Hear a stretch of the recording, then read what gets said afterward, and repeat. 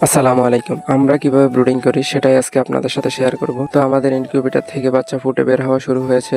আর 2 দিন আগে আমরা আমাদের ব্রুডিং সেটআপটা খুলে ফেলেছি, কারণ আমাদের যে ব্রুডিং সেটআপটা এটা অনেক দিন ধরেই আছে। এটাকে খুলে আমরা একটু রোদে দিয়েছি তুষসহ, কারণ তুষে যেই পরিমাণে ভিজেছে এর কারণে কোয়েল পাখি অনেক অসুস্থ হয়ে যাচ্ছে। তাই তুষের ভিজা গন্ধটা যাওয়ার জন্য তুষটাকে রোদে দিয়েছি এবং সেই জায়গাটা ঝাড় দিয়ে রাখছি, কারণ দীর্ঘদিনের ময়লা জমে 4-5টা ময়লা হয়ে গেছে। তাই তুষসহ সবকিছু রোদে দিয়ে দিয়েছি। তারপর আমাদের এক বড় ভাইয়ের কাছ থেকে একটা স্টিলের শিট আনি, যেটাতে প্রায় 300 পাখি ব্রুডিং করা যাবে। জায়গা অনেক বেশি, তাই কোয়েল পাখি স্বাচ্ছন্দ্যে থাকতে পারবে। একজনের পায়ের নিচে আরেকজন পড়ে মারা যাবে না। আর আমাদের তুষটা আমরা 2-3 দিন ধরে শুকাইতেছি, তাই ইনশাল্লাহ আশা করি ভালোভাবে শুকিয়ে গেছে।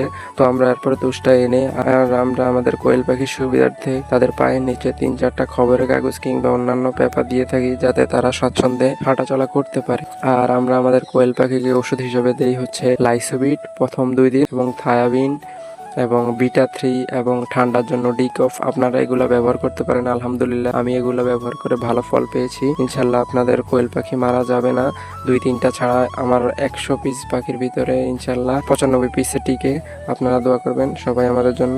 আজকের মতো এইটুকুই। আসসালামু আলাইকুম।